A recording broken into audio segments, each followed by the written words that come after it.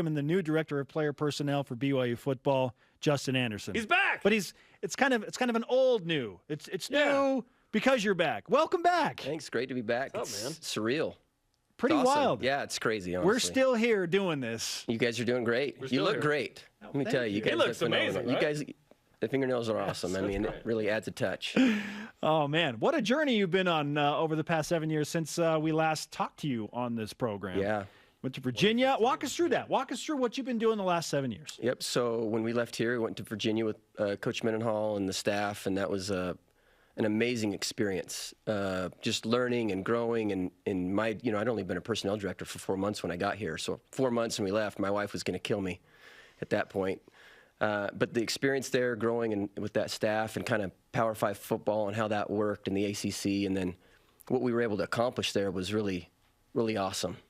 And then from there, Bronco stepped down, and we all had to, find a new path, and I was able to step on at ECU, East Carolina, and that was awesome. Coach Houston and the staff were just great to me there. So I learned a lot there, too. In the 3 months I was there, I learned a whole lot about recruiting and the different ideas and personnels and what you kind of look for in athletes. And, you look from P5 to group of 5. It really teaches you what you're looking for. So it was a neat experience. So when you get to Virginia, obviously there's a bunch of BYU guys. You guys go to an Orange Bowl. Never you guys happened. changed Virginia football, which is super cool.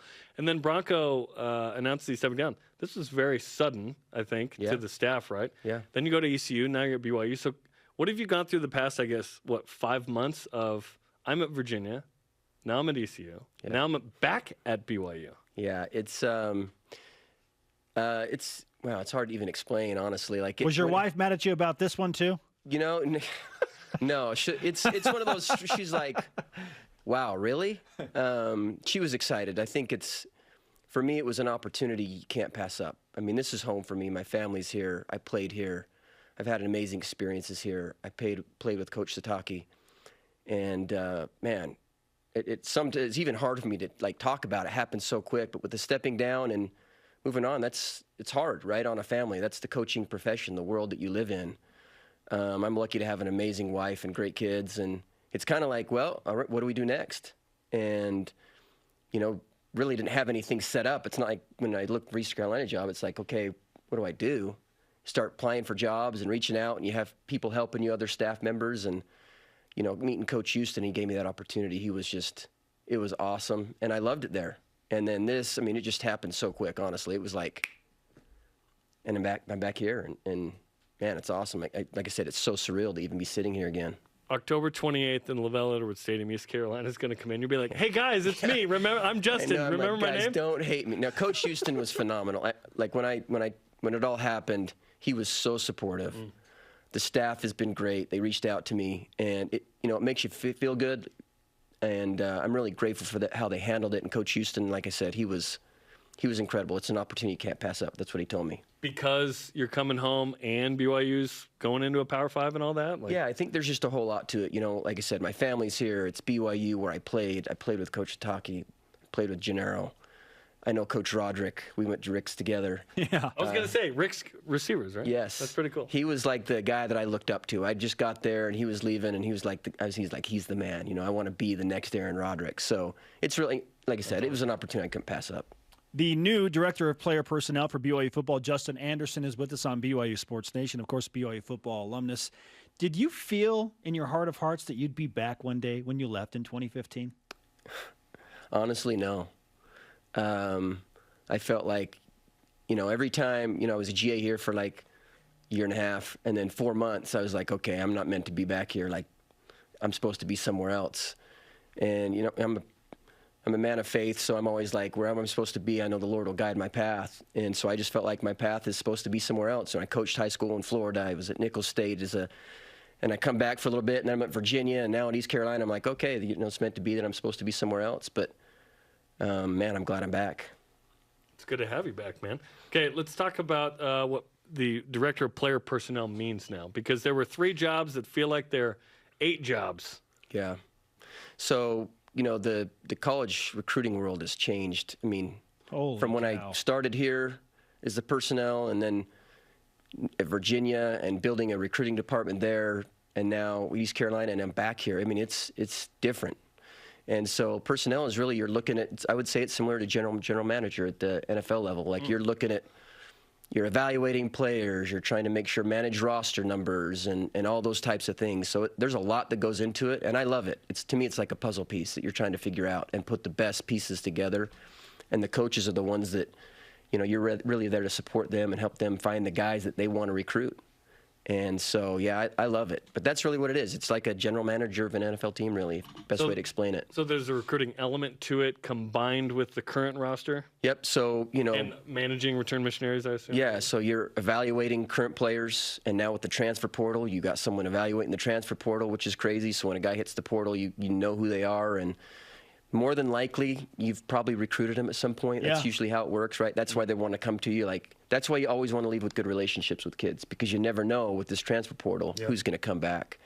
So it's recruiting and personnel, and like I said, looking at the roster and missionaries, and BYU's unique in that regard, right? So now you're looking at expanded lengths of time where other colleges are looking at 3-4 years. Sure. So how is this different? Just to clarify, how is your position different than just the recruiting coordinator? Yeah, so I think, recruiting coordinator is looking at recruiting the recruits. So there's the recruiting part, which is where you're mailers and calling people and getting them on campus and those types of things. And then there's the personnel, which is more like a scouting department, right? So you're scouting, you're evaluating, you're looking at tape, measurables, camp numbers. I mean, it really, all of those things go into putting a piece together, right? Sure. So you're looking at the whole piece of an athlete now. So you're looking at what's his character like? What are his numbers? Is he a good student? How does he learn, right? You're learning all of these things like an NFL scout would when they go into a college. They're asking those questions like, how quickly does he learn? What are his injuries? You're looking at all of those things, and it helps you put a piece together, and you say, hey, is this guy worth recruiting for us? Like, does he fit us? And every program is different, right? What we were looking at Virginia was different than what we were looking for East Carolina, and it'll be different than what we're looking at BYU. And so you got to find what fits. And I think the teams that have figured out how to build a strong culture and know what they want, like they're very clear on, here's what we want, they're the ones that are most successful. You as a GM type, you got to make some hard decisions then, I imagine, where it's like, all right, here's our roster. We have these RMs, but this guy just came in the portal. We're full. Who are we going to take off scholarship? Are there uncomfortable conversations sometimes like that where you're like, shoot, we got to talk to this guy and say, you're a preferred walk-on now? Yeah, I haven't been here long enough to know that, but, at other places, yeah, I think it is one of those questions of transfer portal versus high school kid, right? So do I take a high school kid, or do I take this guy that's been developed a little bit already? He's a little more mature, and, it's harder to transfer now. Right, so there's that part. You take a high school kid, he can transfer. A college kid, now it's a little harder. He's transferred once, he's with you. So I think there's that whole piece that you're starting to look at.